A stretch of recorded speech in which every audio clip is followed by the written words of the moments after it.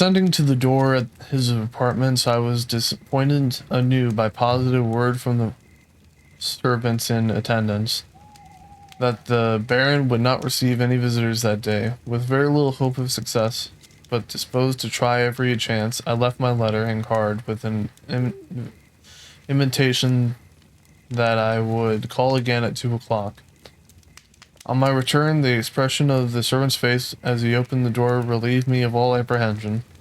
Showing me into the adjoining apartment, Baron von Humboldt came to meet me with his flattering greeting that no letter of introduction was necessary. I was entirely mistaken in the idea I had formed of his personal appearance, and was surprised at not finding him bowed down and bent by age. Nearly half a century ago, he was filled with the first place in the world of letters, sitting as it were upon a throne, lighting up to the pathway of science to the philosopher, and teaching the schoolboy at his desk. He was recorded in the annals of a long generation. Indeed, his reign had been so long, and his fame went so far back that, until I saw him boldly, I had almost regarded him as part of the history and belonging to the past. Even then, alone in the stillness of the palace, I could hardly keep from looking at him something monumental, receiving the tribute of posthumous fame. He is now nearly 80, but has the appearance of being someone years younger. In his stature, he is rather under than above the middle size, with a frame, probably in youth, well fitted for the hardships of his arduous travels. His head might serve as a study for a craniologist. His face is broad, and his eyes remarkable for its intellect and expression. He was dressed in a plain suit of black, without ribbons and decorations of any kind. His apartments corresponded with the simplicity of his personal appearance. He was debilitated from an attack of illness, but the vigor and elasticity of his mind were unimpaired. He spoke English with much fluency, but with an accent, and his manner of speaking and the tone of his conversation reminded me of Mr. Gallatin, who was an old personal friend, and to whom he wished to be remembered. The ruined cities of America being the means of bringing me to his acquaintance were of course the first subject he referred to, but learning that my connection with the line of mail steamers to Bremen was the immediate object which brought me to Germany, he expressed his satisfaction that I had identified with an expertise at that moment most interesting to Germany.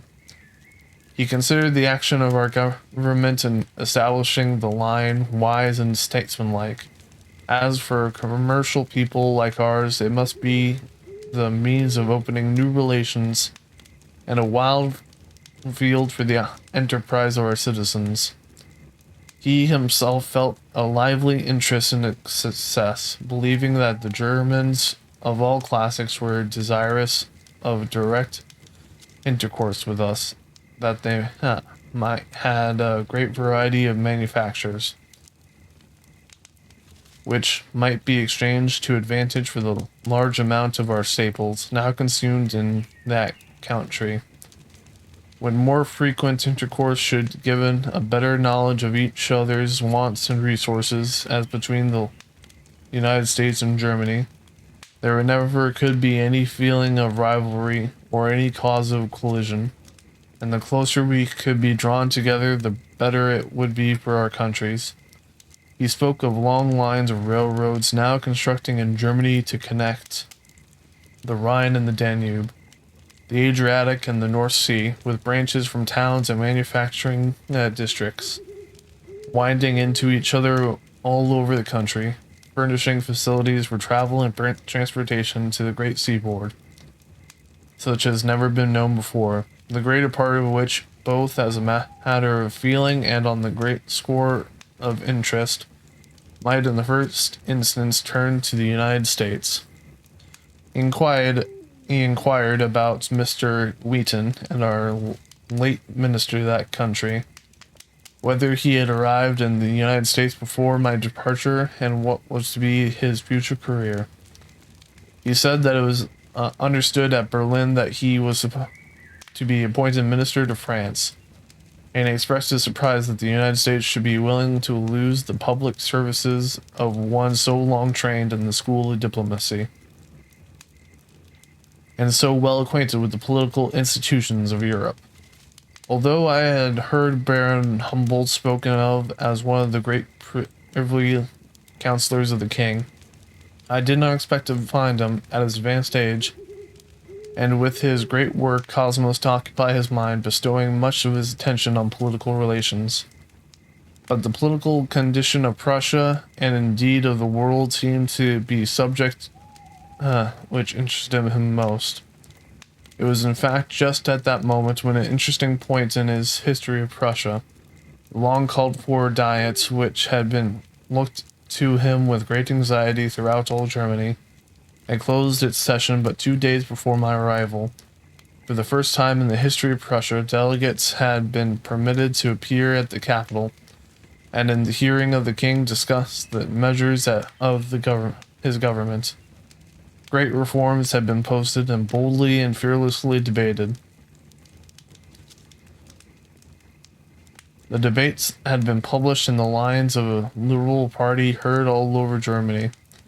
Baron Humboldt himself is a liberal, a firm believer in progress and improvement, known and recognized as sympathizing with that great political party which has been for its lofty aim and the greatest good to the greatest number, bettering the condition of the masses and increasing the sum of human happiness. And while throughout the civilized world he was filled the measure of his frame, as a traveler and a philosopher, in Prussia he is regarded besides as one of her soundest and best statesmen. Out of Europe, Mexico seemed to be the country which interested him most, perhaps from his connection with those countries which brought me to his acquaintance, as for more probably because it was the foundation of his own early frame. He spoke of Mr. Prescott's History of the Conquest, and said that I might, when the opportunity offered, say to that gentleman as from himself that there are no historians of age in England or Germany equal to him. And he was cleanly alive to the present condition of Mexico. He was full of our Mexican war. His eyes were upon General Taylor and the American army. I was well aware that in the conduct of his war, General Taylor was drawing upon himself the eyes of all Europe, and that, whatever might be the difference of opinion as to its necessity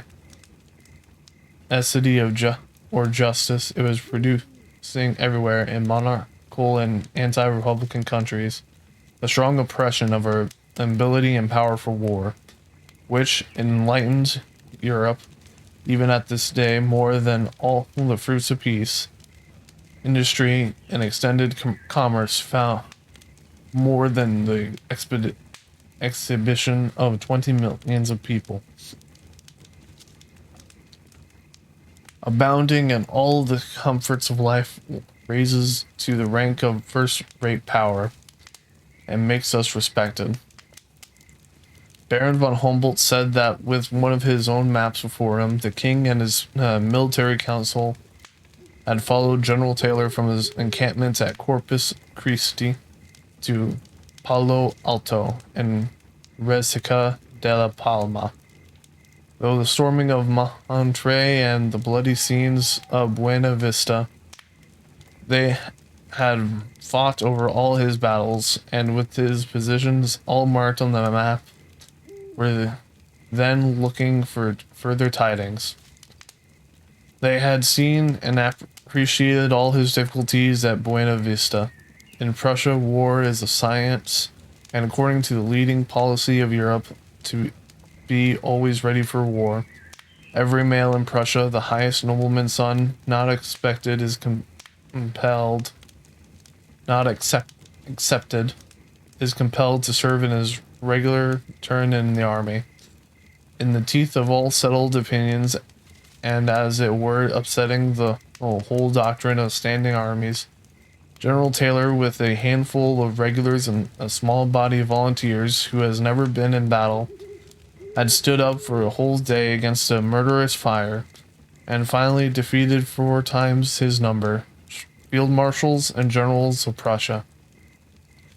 Among them, veterans who had studied the art of war on the great battlefields of Europe were struck with admiration at the daring and skill displayed at Buena Vista, and this admiration Baron Humboldt said they expressed without reserve, freely, publicly, and everywhere. Amidst the bitterness and malignity of the English press, it was grateful to hear from such lips that the leading military men of a military nation did justice to the intrepidity of our volunteers and to the courage, skill, and high military talents of General Taylor. While Baron Humboldt's comments upon his dispatches and orders, and in fact upon all that related to him personally in the conduct of war, were such as no American could listen to without feeling proud, I had occupied without any interruption more than an hour of Baron von Humboldt's time when the servant entered to summon him to dinner with the king. I would have left him at once, but courteously saying that if late, he would excuse himself by mentioning that the cause had detained him. He urged me to remain a few days for the purpose of making certain acquaintances at Berlin. Impressed as he was, insisted upon giving me a line to a distinguished gentleman of that place, without seeing whom he had said I ought not to leave. Circumstances did not permit me to deliver the letter, but I had the satisfaction of bringing it home with me, written in German in a strong, firm hand, as an autograph of Humboldt, and a memento of one of my most interesting incidents of travel. Among the multitudes of all nations who visited Humboldt in his last years, none were so warmly received as those who came from America. To be an American was an almost certain passport to his presence, and if the visitor was not ill-bred to his favor, he seemed to have a love for the people of the United States. He appreciated the youth of their country, and he admired their freshness and enthusiasm. He who knew our continent so well, says Bancroft, the historian, who visited him in Paris in 1820 and again in 1847. He who knew our country so well knew the relations of the United States towards every part of it, and formed his judgments respecting the gradual advancement of the United States in the extent of its territory. Judged us greatly, judged us calmly, with the best and most fervent wishes for our welfare. With no disinclination to our increase of our territory, wishing especially that California and all noble tract of land which now belongs to us on the Pacific might come to us, expressing only his apprehensions of the extent of territory that circumstances might step in and interfere with the proper development of free institutions. I have never heard anyone discuss these questions of our relations to Mexico and our relations to Cuba more calmly, more candidly, and with more gentleness towards us, and with more and perfect intimacy of all our circumstances, that would have attend any further progress on our part. He was always the friend of young America. He measured his regard for us not by any merits that we might have, but by the goodness of his own heart. He was always ready to pour out his thoughts, his sympathies, and his encouragements to any young man that came within his influence. I remember in 1820 having at the early period bestowed a good deal of attention to the study of languages, and among others, the aboriginal languages of our country. He particularly pointed out the proper methods of continuing inquiries and investigations on the subject. These ideas he not only communicated by word of mouth, but he wrote them not at considerable length, and I had the satisfaction when I returned to communicate them to persons engaged in that branch of study. and I doubt that in some countries they contributed to the development of art and acquaintance with the Aboriginal languages of this country. It has been my good fortune, says an American correspondent, the commercial advertiser, writing from Berlin on the 1st of January 1850. It has been my good fortune to see the patriarch of modern science, Alexander von Humboldt, during the summer, and in fact up to the last week. He resided in Potsdam, in the royal palace. When the king removed to Charlottenburg, he returned to his residence in Berlin. One of his friends, to whom I am already indebted for many kindnesses, offered to present to him and wrote a note to solicit an interview. This is necessary, as casual visitors are rarely or never admitted. The first post of the next morning brought the answer, written evidently before daybreak and mailed before 7 o'clock. He fixed the hour at 1 o'clock on the 29th, but on the day a second note informed us that Mr. Humboldt was unexpectedly called to attend some court ceremony at the appointed hour, and so begged us to defer our visit until the 30th, at the same hour. I mention this as illustration of his attention to small things. He does not consider himself exempted from the performance of all minor duties of social intercourse. Exactly at the appointed hour we were at his door, the house in plain and comfortable, just like the other 3-story houses of Berlin, in its dull clay yellow color. This entrance is by a large carriage door, persons driving in and descending at the foot of the stairway. Humboldt occupies the second floor. A tall, well-fed servant in livery answered the door bell and ushered us into a small anteroom, where we laid aside our cloaks and hats and waited until our visit should be announced. We had scarcely time to see that a large picture of wood after the old Flemish school hung on the wall, and to admire some stuffed birds, admirable specimens of taxidermy skill, which stood on a round table before the servant reappeared and conducted us through a large room, the walls of which, from ceiling to floor, were covered with books, plainly shelved up in the room of Humboldt himself. He met us at the door and received us cordially. I must confess that my first impression was one of disappointment, for his busts and pictures had given me the idea of a man nearly 6 feet high, rather stoutly built and erect as an arrow. Instead of this, there stood before me a man of middle height, his once robust frame and limbs meager with age, and his head drooping and shoulders bowed under the weight of more than 80 summers. Beside him stood a tall, rosy complexioned professor from Bonn, some 50 years of age, and at first my eye fell on him as the person more nearly approaching my ideal of Humboldt, but a single glance convinced me that he had not yet lived his half-century. This ideal is the one common to all the world who has not seen Humboldt. For everybody that has seen him seems to delight in repeating that age has not touched his noble faculties, or abated his bodily vigor. It is very natural to us to excuse our want of acquirements by attributing supernatural qualities to those who excel us so far to be unapproachable. But in the case of Humboldt, the miraculous escape from the effects of age does not exist.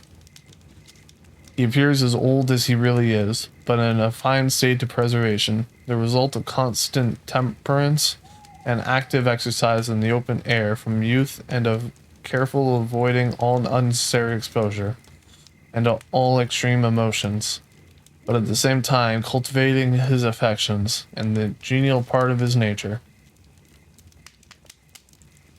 He commenced the conversation in English, and with an apology for his imperfect style, and spoke in the language during a greater part of the interview. Truth requires me to say that Mr. Humboldt knows far better than his two hasty admirers. His proficiency in that language, contrary to the assertion generally made so loosely, I must agree with him that he does not speak it perfectly, though well and with great fluency.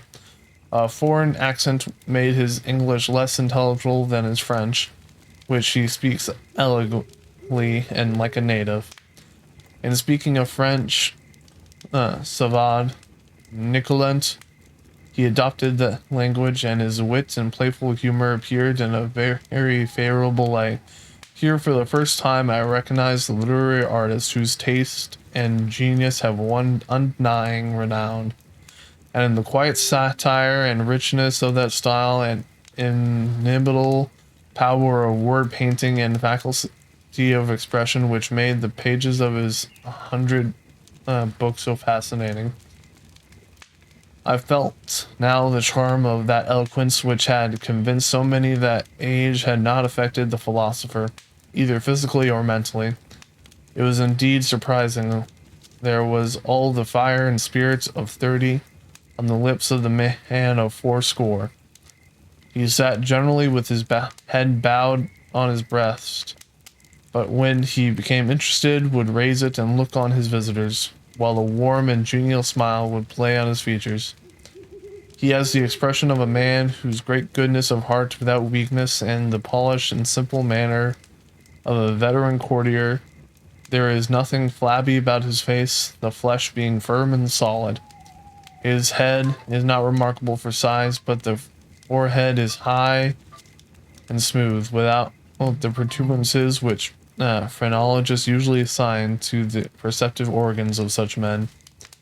It is, I should say, a head of remarkable harmonious development, and singular in its appearance, unless it be a singularity. It is not yet bald, but covered with long, thin, white hair.